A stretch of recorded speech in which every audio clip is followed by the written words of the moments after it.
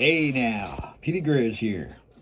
Today, I'm going to do something that's going to take a little more effort on my part than what I normally do in my videos, which is just rant about the last knife I've got or added to my collection, which is basically my format.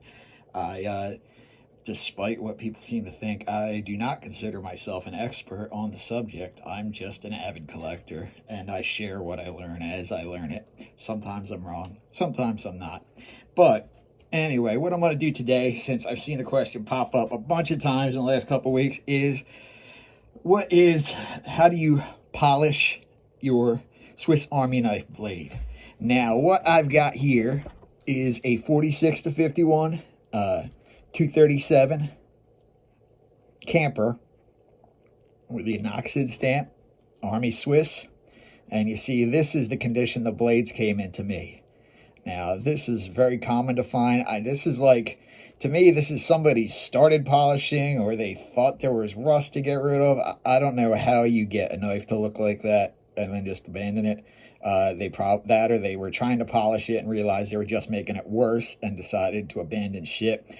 Sometimes I get ones that just look like they're sharpened with a brick, but I've done one side. I've done a light job. This is what I call my light job. I generally don't go for total perfection. I like them to have a shine, but I leave some of the marks in, especially the deeper marks.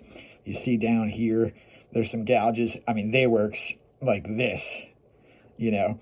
Basically, a lot of times that comes from the guys sharpening with a small stone. They hit the corner of the stone on the side of the knife when they're sharpening. It makes deep gouges in it. So anyway, let's get down. I'm not doing this on camera. I'm just going to walk you through it. I don't think you need me to show you how to rub a piece of paper against a piece of metal over and over again. Things to keep in mind is be careful. You know, you're going to be using your fingers on the blade. It might be a good idea to dull the blade first.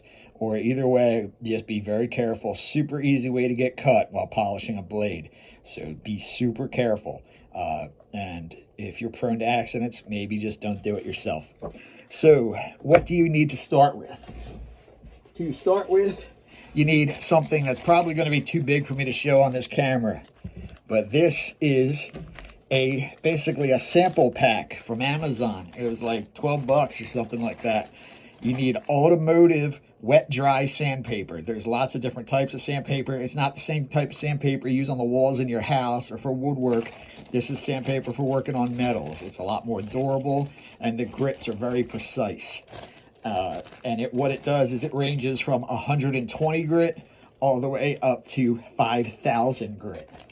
Now, what you want to do is start at the lowest grit that seems to get out the gouges. So what I recommend is I typically start at about 320.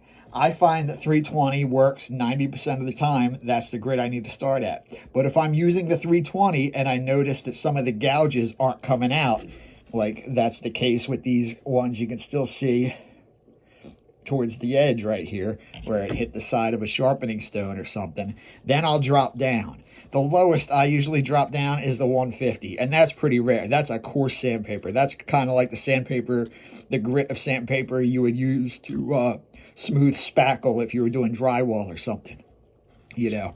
And the key is, generally a good rule of thumb is to increase in grades by 50%. So if you're at 150, then you go up to 240, which is the next one. They're not exactly that, but you don't want to go more than double. So you don't want to go to 150 to 400. The most you would want to go is from 150 to 320 or 300, whatever's available in your package. 320 is a common. The grits aren't exactly in numerical order, so you kind of got to fudge it a little bit. But so what I do is I take my sheets and I cut them down into a piece like this. Do not use your Swiss Army knife scissors on these unless you really want to dull them. I know it's like tempting. You want to use Swiss Army knife for everything you can use it for.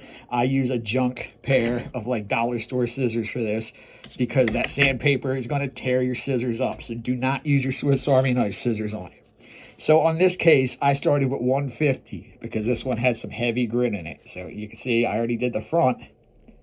And I did not do the back. That's what the front originally looked like before I even touched it. And if I wanted to spend more time, I could get this perfect, but I'm pretty happy with where it's at. You know, it's really up to you what makes you happy. You know, there's different finishes. Not everybody wants a mirror finish. Some people want a brushed looking finish, and there's different ways to get that, but I'm giving instructions on how to get a basic brush finish. So then I go from the 150 to the 240. And the easiest thing to do is cut the ends off your things and have these all marked, because there won't be markings on all the back. Like there'll be random mark. Like you can see the 240 there. I write them with a Sharpie so I know what they are, and I stack them up in order. 250. Then I went to 320. Then I went to 400. Sometimes I skip from 400 and go up to 600. It really depends on, you know, the type of gouges that are in there. If you get done with a grit and you still see gouges that weren't affected by it, you might have to drop down one and start again. The key with polishing is patience, you know. So there's another 400. I have multiples, each one in here. As soon as the paper starts to get wear out, like see that spot on the corner? As soon as it looks like that, I move to another spot. And once the whole paper looks like that, I throw it out and grab a new one. So now we're at 600. Now you could go from 600 to 1,000, or I like to go from 600 to 800. Then I go up to 1,000 grit. Then from 1,000, I generally go to 1,500. I sometimes stop at 1,200 in between, but I find that I can jump to 1,500 and get the fine results. Once you get above 1,000, you're getting into fine territory. You know, you're starting to do the details and stuff. So here's 1,200. I skip right over the 1,200s, which I apparently have a lot of 1,200s here. And then I go to 1,500 grit. So after 1,500 grit, go to 2K grit, 2,000. This is the 2,000 grit. And you'll notice these start to get so fine you can barely feel the grit with your hand. But believe me, you'll feel it when it's touching the blade. Then from 2K, I go up to 25K. Now, once you're at these fine points, they don't even give you, there's no like 25, 27, 3,000, 3,200. It just starts jumping up because they're so fine by this point. And because the way they go up in orders of magnitude, the difference between 3K and 5K is like the difference between 240 and 320. So you gotta remember, it's about that 50% rule. You want to be under 50% of the grit. So if you're at 300, you don't want to go over 600 for your next step. You know, or you don't want to go over 450 for your next step, etc.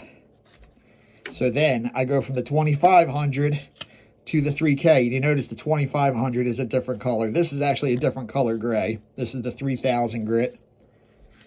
Then once I'm done the 3,000 grit, I go up to the 5,000 grit.